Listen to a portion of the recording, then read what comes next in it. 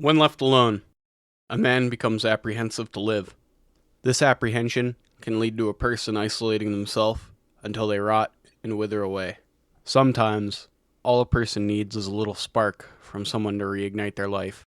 They may be afraid of getting hurt or hurting others, but if they take the risk of letting people in, they may find that things aren't nearly as dire as they seem.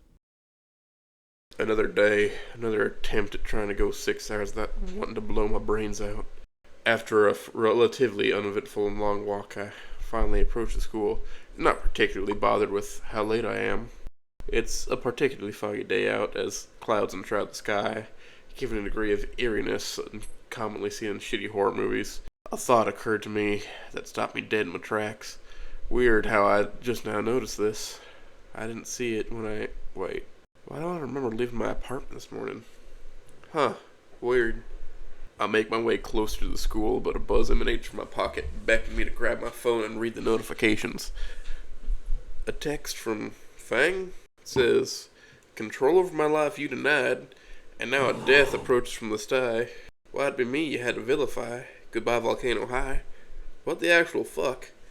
Something is very wrong here. I approach the building's entrance with a feeling of uneasiness and dread. The closer I get to the door, the more I notice a disturbing lack of noise from the school.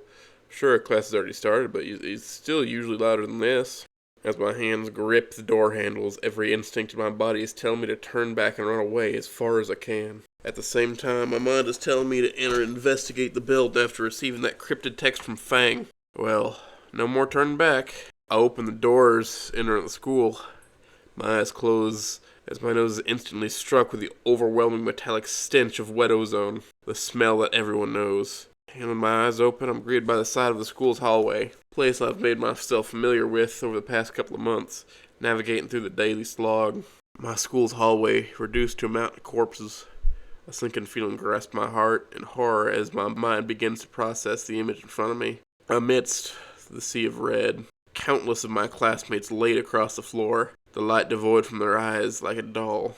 God, no. This isn't real. This isn't real. This isn't real. No! A cry emerges from the hallway ahead of me before being cut off by a loud gunshot. The shot startled me enough to lose my balance and trip over one of the bodies, falling face first into a puddle of blood. I emerge, trying to regain my breath, while wiping away the blood off my face. As I can see more clearly, my eyes are caught up by the body lying face down to my right, noticing the floral green jacket riddled with bullets and the wings of the corpse being misshapen. Oh no. Naser! I don't need to turn the body over and know it's him. I'm so sorry, there's nothing I can do. I return my direction to the source of the scream. However, the bodies that lay in front of me became alarmingly familiar. Naomi? Rosa? Spears? No, this isn't real. This is all just some horrible fucking nightmare, and I'm waking up right now. I just have to get out of here. I try to navigate through the blood corridor, treading carefully to avoid tripping or stepping on my former classmates. More and more the victims become familiar. Reed, one of the few people here, was genuinely nice to me, lying motionless on his back with a bullet hole between his eyes. Next to him was the body of his bandmate Trish, crumpled against the wall with a large gunshot in her upper chest. None of this makes any sense. Why the fuck is this happening? I try to take a follow to the source of the cry. The first thing I notice is how immaculate this hallway looks, contrasting the bloodbath I just exited. No bodies laid scattered across the floor, save for one. My gaze spots the puddle of blood growing larger from a green stegosaurus that lay huddled against the lockers, her face stained in tears and her stomach in crimson. Stella? My observations are cut short as both my legs crumble underneath, causing me to fall to my knees in excruciating agony. My ears ringing from both shots. The impact of the fall on my shins only intensified the pain. I attempt to muster a scream. The pain prevented me from opening my throat any further. I can only hyperventilate as the searing white pain ravages my body. I hear a pair of footsteps become louder and louder, the sound of leather boots knocking against the hard floor. Fear and sorrow envelop me further when the figure enters my vision and turns to face me. Fang. Her wings are bloodied and scattered with bald spots. Her arms tense as she grips the revolver in her right hand, the barrel still smoking. She remained still and stared me down, eyes full of hatred and malice, her body quivering with rage. Millions of emotions go through my mind as My eyes meet the face of my attacker. Shock. Heartbreak. Remorse. The feeling's almost indescribable. Fang, please, I attempt to weakly muster out, the agony making it difficult to speak correctly. Shut up. Fang snarls, rage visibly bubbling from her as she raises the pistol towards me. You made me do this, and you're going to get what's coming to you. The gunshot causes me to cry out in fear and shoot up, yet I'm still alive. Additionally, I find myself not surrounded by the bodies of my former classmates, but rather in Rosa's living room, drenched in my own sweat on her couch. I take a moment to gather my bearings and pull the blankets off me, revealing only one of my legs is injured rather than both of them. Fucking hell. I told them that this is exactly why I did not want to sleep. The dreams I've been having are only getting worse and worse. Sometimes I'm forced to relive that day on repeat, watching everyone around me die horribly. More horribly than the last, even. Other times, the ghosts that haunt me daily, continuing to torment in my dreams too, force me to suffer their wrath again and again. Well, I'm awake now at least. Better get my ass out of bed and see where Stella and Rosa are. I take a quick look around the room and spot the desk chair sitting by the coffee table to my right, and beside it a pair of crutches leaning against the makeshift wheelchair. Seeing the chair is laid a note that simply said, "For none." I already have a pair of crutches at home. They don't have to give me another pair. I really don't deserve any of this. Although, I do need them to walk. I grab hold of both crutches, position one under each arm, and lift myself off the ground. It's awkward, but I manage to support myself with the crutches while putting most of my weight on my non-crippled leg. It's been a little bit since I last used crutches, so I take a few seconds to get a feel for them and make sure I know what I'm doing so I don't fall on my ass. I put all the weight on my makeshift legs and use my right leg to move forward and shift the weight back to my foot while using the crutches to move forward until I gain a sense of rhythm. Using that formula, I make my way out of the living room into the corridor of the Castillo household. As I mark my way towards the kitchen, I examine some of the items that decorate the hallway. Photos of Rosa and her family, artworks, religious memorabilia, nothing too dissimilar to what was in the living room. But the table right of the hallway catches my eye and stops me in my tracks. A framed picture of a rather burly-looking older male named Iggiesaurus, auburn hair with white streaks, a rather bushy beard. He's smiling in the picture with warm eyes. And beside the frame lay 2 unlit candles and a cross hanging above the photo. The realization hits me that the photo on the table is supposed to be a memorial to someone that the Castillo lost. As I notice the words at the bottom of the frame. Say haydo, per nunca se ha olvidado. An epitaph. Gone, but never forgotten. Was he Rosa's father? Her grandfather, perhaps. Whoever he was, he must have been a very important man to Rosa and her family. My eyes leave the memorial as I enter the kitchen. First thing I catch is Stella sitting motionlessly at the kitchen table, still wearing the same anime-themed pajamas as last night, holding a warm cup in both hands as Fang aims a revolver at her head. Wait, what? Fear enshrouds my heart. No, am I still dreaming? Fang's not supposed to be here. All I can do is close my eyes and yell, "No!" My terrified scream causes Stella to jump in fear while letting out a scream of her own. Hey, ¿qué te pasa? ¿Por qué gritas y te pones así de loco? My eyes open up to see Stella sitting at the table, hyperventilating, her hands grasping a cup of coffee, with Fang nowhere to be seen. And now my schizo-tiered outburst has sent the lime stegosaurus into a panic attack. Rosa then asks, Well, what do you have to say for yourself, Anon? I finally take notice of Rosa standing at the stove with a rubber spatula in hand, shooting me an angry glare. I'm sorry, I didn't recognize you guys for a second. Dios mío. Are you sure it was just your leg that was broken? Not your eyes, too? Rosa shoots a confused glare at my lie. Setting the spatula down, she takes a seat at the table to comfort her distraught stego. Head buried in the table, her breathing slowing down as Rosa rubs her shoulders while reassuring her quietly in Spanish. Unlike Stella, Rosa is fully dressed in a crimson hoodie accompanied by a dark black pair of jeans, similar to her outfit from the day prior. Sorry for being retarded. I had a pretty nasty dream last night. I apologize to the two and make peace.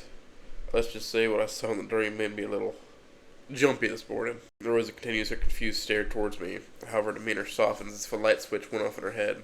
Oh, see. I remember you said last night you often had bad dreams, no? Her face lit up with sympathy as she recalled the previous conversation. Yeah, that one was pretty bad. I saw it Please! Don't! A muffled yet breathy voice emerges from the startled stego, face buried in her arms. My attention is directed towards Stella. Her breathing slows down, her body reflexes as she looks up to me. Face and eyes are puffy. Stella's look is filled with a variety of different emotions. Discomfort, fear, sympathy, pain. Please don't talk about the dream. Her eyes fixated on mine as she requested.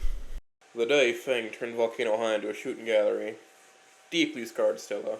Whatever happened to her, it seems that any mere mention or allusion to what happened that day seems to upset her.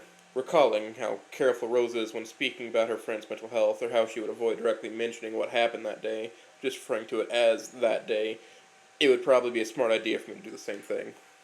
They did a lot for me yesterday, even though I didn't deserve anything. The least I could do is not be a dick. Sorry, Stella, I won't. I directed my words towards the disturbed Stego as I took a seat at the table, then glanced at both of them. I'm sorry for scaring you both. I didn't mean to. Stella replies to my apology with a gentle nod. Rosa's expression eases at the sight. A slight smile appears across her face. Estás bien, Anon? It happens. Rosa reassures me. So, how is your leg feeling this morning? And how do the crutches help? My leg? Well, it still feels like it's about to fall apart at a moment's notice. Well, it's not as painful as it was yesterday, I suppose. I should probably be wearing a cast, but a doctor can only have so much medical supplies in her house. Still, it's not the leg I'm worried about. Anon? Still's words snap me back to reality. Huh?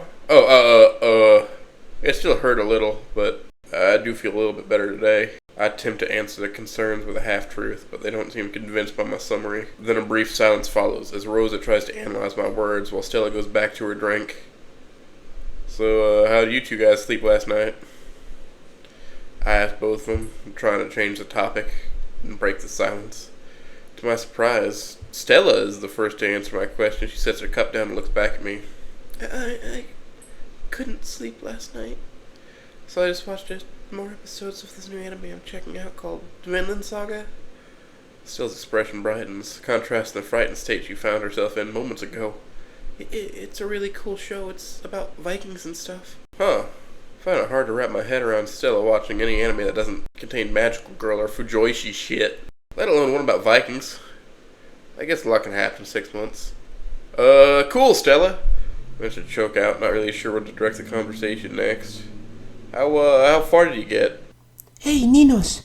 As fun as this topic is for all of us, I'm afraid we have to leave very soon. Rosa interjects after glancing at her phone. Why does she need to leave so early? If I'm going to drop you and Stella home and make it in time for school, we have to leave now, Anon. Why couldn't the part of my brain that caused me to mumble like a dumbass get broken rather than my leg? Yeah, never mind that. It completely slipped my mind that it was a Monday and today, and Rosa still is going to Volcano High. Oh, right, I forgot about that. Busy day today, Rosa? I asked as the focused ankylosaur begins gathering the books and notes that are scattered on the table. See, I have a test for my morning class, a student council meeting at lunch, and I also have to work with the gardening club after school. Rosa explains, a hint of wariness gripping her voice. It can't be easy having that much responsibility. Not that I would know, obviously. That sounds pretty productive. How about Stella? What are your plans? I direct my question towards the somber Stego, who I caught mid-sip of a drink. Stella, caught off guard by the question, started to choke on her coffee and began coughing. With Rosa patting her back, she gave a slight chuckle. I don't know just yet. She answered with uncertainty, her voice sounding hoarse after substituting coffee for oxygen. It's not like I can't relate to that. I've got no fucking clue what I'm going to be doing when I get home. How about you, Anon? What will you do? Rosa questions me, seemingly reading my mind. Me, I struggle to answer. Rosa makes it sound like she's asking for my plans for the day, but I know full well that question was a broader meaning. What can I say other than that I've already been doing for the past 5 months? Just withering away in my apartment while I aimlessly scroll the internet and replay Rock Ring on repeat till my eyes bleed. I don't know yet. Glad to see I'm not alone here. Stella uncharacteristically responds with a hint of sarcasm. I don't think I've ever seen her use sarcasm before. No importa. The day has only just begun. I'm sure you two will figure out what you want to do eventually. Rosa chimes in as she rises from the table, ready to depart. But we have to leave now if we are going to make it on time. Okay, I just need to put on some clothes first. Stella sheepishly asks as she exits the room, understandably, since oversized weave shirts and cat slippers typically don't make the best public outfit. Wait, this gives me an idea. I just gotta use the bathroom first, if that's cool. Por supuesto, Anon. Just be as quick as you can. Rosa excuses me, prompting me to rise from the table, albeit awkwardly due to the crutches, and hobble myself into the hallway. I probably should have asked exactly where the bathroom was, since I didn't have to use it at all last night. I see two of the doors on each side of the makeshift memorial.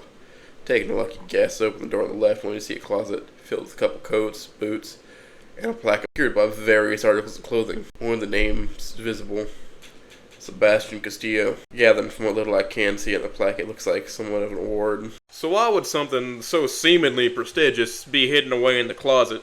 I probably shouldn't even be looking in here. I close the door as quietly as I can, not to let Rosa know that I'm violating her family's privacy. I carefully step away from the closet and make my way over to the door on the right, successfully locating the bathroom this time. Compared to the rest of their house, the bathroom does seem rather plain, rather than colorful decorations and Latin memorabilia. The room is adorned with a mirror, soap, drawers, sink, and of course, a toilet. The latter of which isn't why I went to the bathroom. I'm a piece of shit for doing this.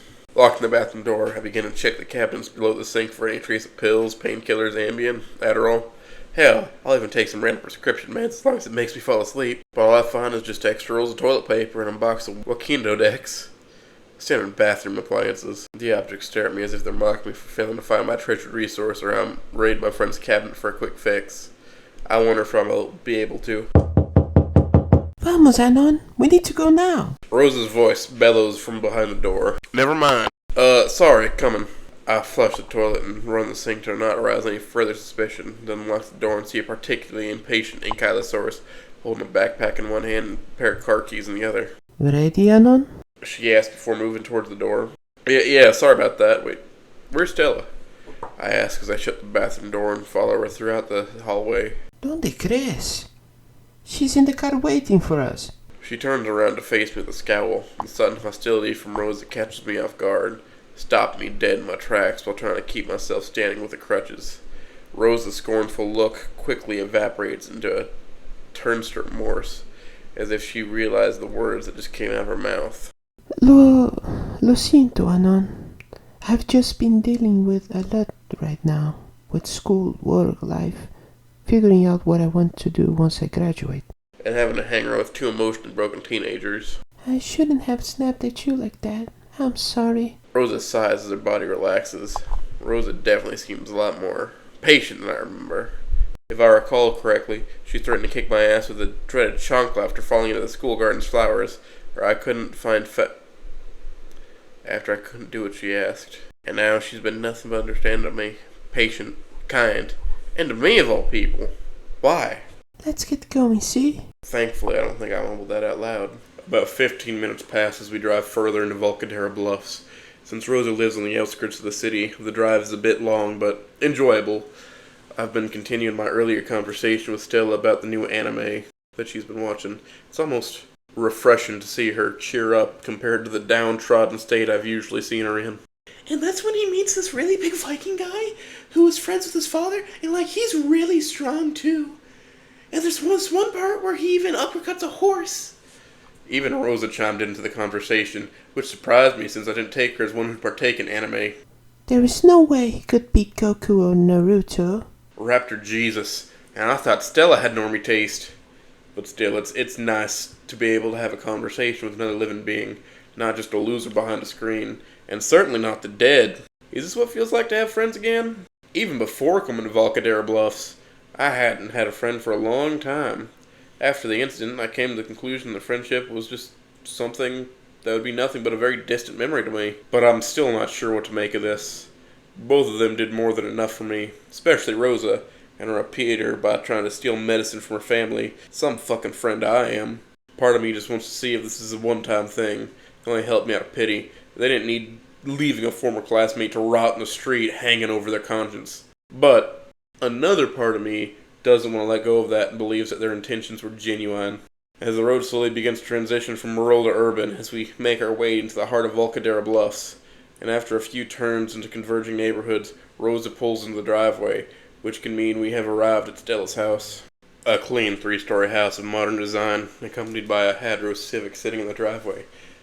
A well-maintained garden facing the house.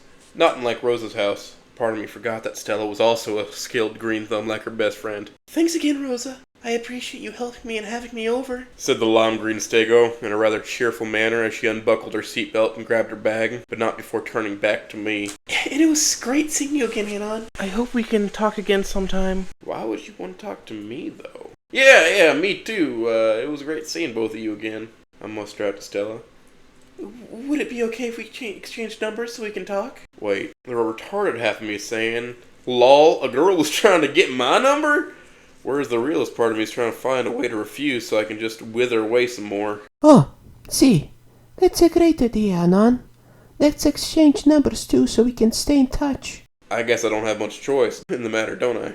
Yeah, I suppose it's the least I could do. I comply and spell out my phone number to both of them, prompting them to send me a text message to add them back.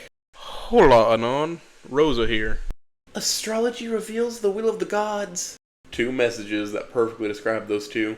It was nice to see you again, Stella. I hope you have a good one. I wave goodbye as she exits the car and enters her house, her body language slightly more cheery and positive than the morning I saw her as. Okay, Anon. Where do you live? Uh-oh. Oh no. About that. We live in Skin Row? I already know that. I mean, what is your address? I hope she's okay with this. Tell her my address, and to my surprise she doesn't object to driving her car to one of the shittiest and most dangerous parts of town.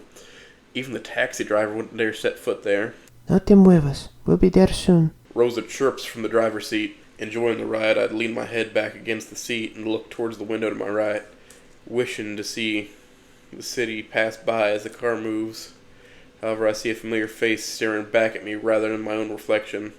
The face shoots a smug smile, contrast to my disturbed face. Christ, bad enough you fucked everything up with Fang and me, but now you're gonna drag Stella and Rosa into your shit too?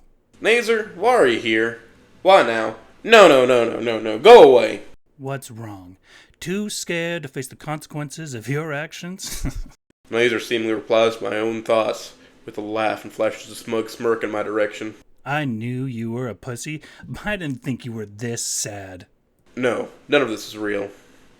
The Naser I knew wouldn't talk like this, nor would he be this vindictive. Oh, am I being too mean? Maybe if you weren't such a shitty friend to everyone around you, maybe they wouldn't be so vindictive. Naser pointed his finger at me through his own reflection while echoing at the last word in a mocking tone. So, be honest with me here. Are you gonna let them die too? Please. No. Like you did with me? Stop! Leave me the fuck alone! It takes a second to realize I said these words out loud, as the car suddenly came to a stop, and a rather confused voice called out from the driver's seat. ¿Qué demonios? Anon, what's wrong? Rosa asks with a confused tone as she turns around to face me. Shit, how do I even explain this? Sorry, Rosa, I thought I saw a bee. A bee? Rosa replies flatly. Did you also see a bee this morning in the kitchen? Por favor, tell me what's wrong. Oh, it's nothing, Rosa, just your average hallucination. Don't worry about it, I'm just being a schizo having arguments with dead people. Everything's perfectly fine here. Hallucinations? Rosa inquires with a degree of shock and concern. Fuck, I mumbled that. Well, I guess I have to explain now. Okay, I'll tell you everything, Rosa, but let's continue on the road. Rosa agrees to the nod before shifting her car from park to drive, which kind of surprised me a bit since I thought she would refuse and stop the car to hear the whole conversation first. Okay, Anon, tell me everything. I let out a defeated sigh. I still see Fang every day, Naser and Naomi too. They visit me, to remind me of all the mistakes I've made, and how I let them die. Rosa's face has a mixture of shock and confusion, evidenced by her reflection in the driver's mirror. They visit you? She inquired. I nod. I mean, yes and no. I know they're dead, but it still feels real. And they come to haunt me by reminding me of how badly I fucked up, how everyone died because of my actions. I explained, exhaustion plaguing my voice. That's why I freaked out in the kitchen. I dreamed last night about Fang shooting up the entire school.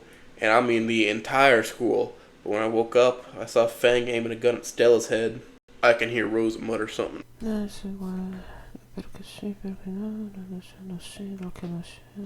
Spanish while behind the wheel, clearly shocked by my revelation. Dios mío. And you've been having these nightmares and hallucinations since? She inquires, sadness and sympathy plaguing her voice. I see the conflict on her face from the driver's mirror, as if she wants to stop the car. I answer, quest with a nod of my head. Yeah, it started around the time I left out of the hospital. I visited the cemetery and watched Fang and Naser's funeral. From a distance, of course. I didn't deserve to be there. I made them all suffer enough. I confess, while fighting every urge in my body, begging me to stop talking. And when I got home that night, that's when I first saw Fang. She just stood there, leering at me, eyes full of contempt and hate. If it weren't for me, she'd still be alive. They'd all still be alive. My confession is interrupted as the car comes to a sudden stop and Rosa raises her voice from behind the wheel. Ni una palabra más. Rosa unbuckles her seatbelt and turns from the driver's seat facing me, her face full of sadness, concern, anger, and her eyes were on the verge of tears. I told you, none of this is your fault, Anon. Rosa shouts, slapping her hands against the glove box, emphasizing her point. Fang was a monstro. She always has been. You couldn't have stopped her. Nobody could. She's wrong. She wasn't a monster. Not to me. She was just lost. Rosa stretches her left hand past the seat and takes hold of my own left hand, giving it a tight squeeze. You're not alone, Anon. No más. Gazing into my eyes deeply as her voice breaks slightly. Fang era pura maldad. But I attempt to interject before being cut off. Fang made you suffer, not the other way around. She tightens her grip of my hand, accidentally causing a small amount of pain. You don't have to hide your pain. Not with me. Nor with Stella. We're here for you. You are? Of course. ¿Para qué sirven los amigos? I apparently mumbled that out loud as Rosa's lips creep into a smile. Before you woke up, Stella was whistling me just how happy she was that we found you again. We were so worried about what happened to you after the shooting. I haven't seen her that happy in a long time, Anon. Really? Me? Why? I ask. I can't say too much, but Rosa hesitates before finding the right words. Stella sees a bit of herself in you, and it makes her happy to see that there's someone she can relate to. Someone she can relate to? Wait, is she referring to Stella's anime obsession? Plus, I'm pretty sure Stella enjoys gardening, too. Wait, she can't relate to you? I thought you guys were best friends. Oh, we are for sure. She's like an hermana to me. Rosa's face lights up, seemingly worried that I got the wrong idea from her statement. But you know, she has her passions, and I have my own. De todos modos, I wanted to ask. Stella and I are planning to get lunch on Friday, and we wanted to ask if you would like to come. They want me to come to lunch with them? I mean, money is really tight right now. I can't afford to be blowing it all on eating out. But it was nice to see them again. I still don't know what to make of this, but part of me wants to see them again and to know that I won't be alone. Yeah, I'd like that, Rosa. Delight washes across the ankylosaur's face as she finally lets go of my hand, leaving behind a slight shade of blue across the skin. Maravilloso. I'll be sure to fill you in all the details soon. Rosa turns back to face the windshield and adjust the car from park to drive as we continue our journey into Skin Row. As I'm contemplating her words and her invitation, a new wave of emotion rushes over me. Contrast to the ones that have been plaguing my mind for the past 5 months. Anticipation? Satisfaction? Perhaps even joy? I'm not sure anymore. One day earlier, those eyes looking up at me, begging. Fucking pathetic. Wait! Fuck you. Shut the fuck up! I slammed the metal bat against his chest. Again and again, each swing more brutal than the last. This bastard fucking dies today. You took everything from me! I roar with hate. Fucking die, skinny piece of shit! I get a couple swings against his leg for good measure. I hear a sharp crack as the metal meets his skin. Good. Fuck, he's passed out. No good. Get the fuck up! I shout at the groveling little monkey, giving him a kick in the groin. I need you awake for this. I raise the baseball bat towards his head, but before I can bash his brains out, a voice calls out from the car behind and distracts me. Is that Stella? Rosa? Oye, alejate de él. Fucking hell. Everyone in this innocent of Skin Row is gonna hear that. I gotta get out of here. I don't want to leave my work unfinished, but I'll find him again. I'll give him a sharp kick to the leg again, cause him to cry out and take off as quickly as I can, taking a quick turn into the alleyway to my right. I don't know if they're following me or not, so I instinctively take cover behind one of the dumpsters. Fuck everyone who ever talks shit about me being short. I wait a few moments, anticipating the footsteps of my pursuers to become louder and louder. Still, all I hear is the distant yelling of Spanish. ¿Qué está haciendo? Ayúdame en meterlo en el coche. Ahora! I don't speak Spanish, so I can only assume Rosa's calling me out. Fucking cunt! Why would she and Stella save a worthless human who did nothing but cause misery for everyone around him? It's a mystery to me. Don't just stand there. Let me get through the van, vamos. Wait, they're not coming after me? My suspicions come true as my ears are greeted by the obnoxious sound of rubber hitting the cracked pavement road as the tires' screeching becomes fainter and fainter. I can only assume they're gone now. Fuck the both of them. Fuck Anon. Fuck that weirdo anime-loving stego bitch. And what the fuck is that stupid religious fascist? The heavy painting caused by my adrenaline quickly turns into rage. Why couldn't I finish the job? Why couldn't I make things right for Fang? My grip on the bat tightens. Why couldn't I just fucking kill Anon? God damn it! The dumpster echoes through the alleyway with a twanged sound as I take out my rage by beating the object as hard as I can. Fucking skinny bastard! And then, as if the wind was knocked out of me, I drop the bat on the ground. I'm left with exhaustion as I seethe with cold hatred.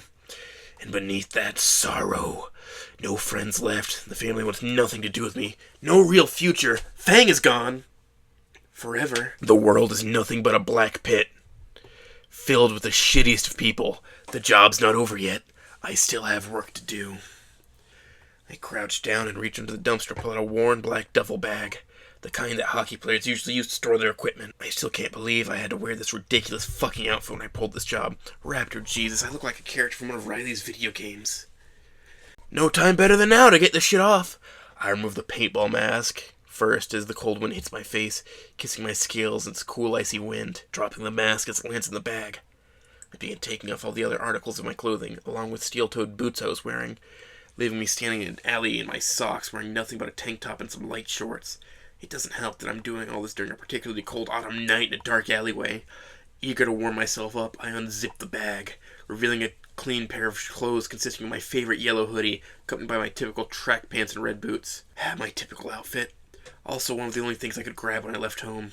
I begin to dress myself rather as quickly as I can, while hiding behind a dumpster. I don't want some perv to see me half naked in an alleyway.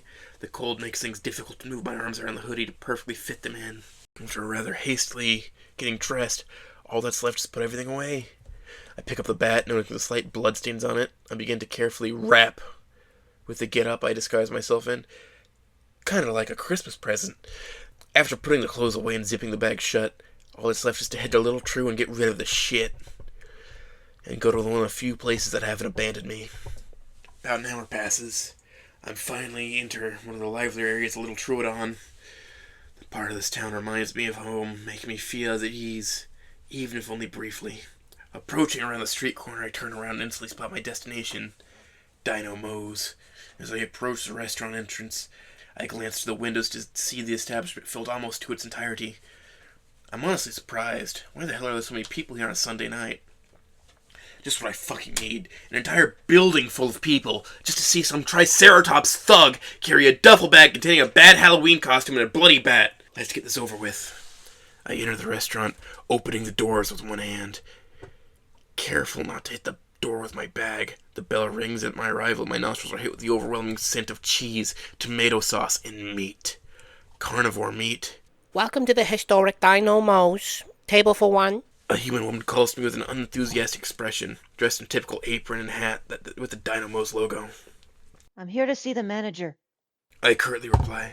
Okay, hang on. She turns to her left and calls out. We got a Co.Caine at the front desk. Karen, I'm coming. Code K! Did this bitch just call me a Karen? I've had enough monkeys to deal with already today. Finally, the jolly-looking Tyrannosaurus comes from around the corner where the server was looking. Hey, Trish. Good to see you. Just come into my office in the back. I'll be right with you. Will do, Mo. I dryly nod as I begin to heed his direction, passing by all the tables of people having their dinner as they stare at me. What the fuck are they looking at? Oh no, a Triceratops! She's gonna ruin our shitty dinner! It takes all that I have to resist the urge to tell these shitheads off. I finally entered the room in the back to see a rather well-maintained and clean office, compiled with a filing cabinet, some shelves containing various awards and framed newspapers, with of course some booze. Sitting against the wall laid a rather clean-looking oak desk. The only objects on it were a filing board and 2 glasses. I'm surprised Mo managed to keep this place so clean, considering those arms of his. I sit in the chair adjacent to the wall. I continue to wait for the lively Tyrannosaurus Rex. I'm overwhelmed with the thoughts of what's been racing through my head the past couple days. Are my siblings okay? Why isn't Reed answering my text? Why couldn't I kill that skinny bastard? I had him right where I wanted him, but before I could finish things, those 2 goody losers from school showed up and ruined things. Why would they even want to protect a piece of shit like him anyway? Anon ruined everything! He took Fang away from me. Fang, my bandmate, my best friend, my... Alrighties. Sorry about that. Just had to deal with some tables. You know how it is. Mo finally enters his office, interrupting my contemplation. I turn around to see the usually larger-than-life grin from the restaurant's owner dissipates into a rather calm one, betraying his usual persona as the door closes. So, did you do it? Yep. I nod as I unzip the duffel bag and show the blood-stained bat along with a shitty disguise. Mo lets out a deep sigh as he walks over to the shelf and grabs a bottle of whiskey. You know, we normally don't serve underage patrons here. Yous look like you could use some. He offers as he brings the bottle back to his desk, setting the glasses in front of me. I'm not a patron. I beg to differ, considering all the jobs you've taken from me the past 2 months. He chuckles as he pours the whiskey into the glasses, filling them both with auburn ambrosia, but not before placing an envelope in front of me. I can briefly make out the shades of green through the paper. You know I didn't do this for the money. Yeah, but you's be an idiot not to take it. Mo shrugs before his look become more serious. Look, let me be real with you, kid. The only reason I had yous do this was 'cause I owed a buddy a favor. Not that old Mo here had much choice. He explains. Hopefully now that you taught this punk a lesson, he won't be a problem for him no more. If you didn't want him to be a problem anymore, you should have given me a gun, not a bat. My retort elicits a groan from Mo. In response, as he begins to rub his eyes while struggling to do so. Look, kid, we've already been over this. You've done good work so far, offering security and whatnot, but I don't need a hitman. Fucking coward. Of course he doesn't have the balls to see what needs done. You're kidding, right? That piece of shit deserves to die. If it weren't for him, Fang would still be alive. Listen! Mo's voice bellows through the office, cutting me off. Listen, I mean, yeah, maybe you's right, and he is a piece of shit. Maybe. He is that. But this obsession of yours with that Anon kid isn't healthy. It's gonna eat you up, but it's not too late. You's a good kid. Yous can stop taking jobs from me and get back on the right path. Mo attempts to convince me. It's not too late to take back your life. What the hell does he know? I pick up the glass and down the entire glass. The harsh liquid trickling down my throat helps ease my nerves before sitting back down on the desk. My life ended a long time ago, Mo. I proceed to stand up and walk towards the exit, but I call out before I open the door. I'll be back next Friday. My response elicits yet another sigh from him as he further deflates in his desk and picks up his own glass. Yeah, sure. Be seeing you, Trish. I exit back into the restaurant and close the door behind me, doing my best to avoid looking at the nosy pricks at the tables as they glance my way with judging eyes. What the hell do they know? Have a good day. The skinny server calls out to me with a dull expression as I promptly ignore her and walk out the door, once again ringing the entry bell.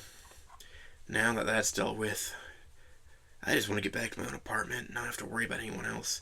Mo and his high and mighty bullshit, or Reed just being high in general. After what happened that day, Reed has really started to lose himself with that car face shit. I'm not even sure how much of him is left, to be honest.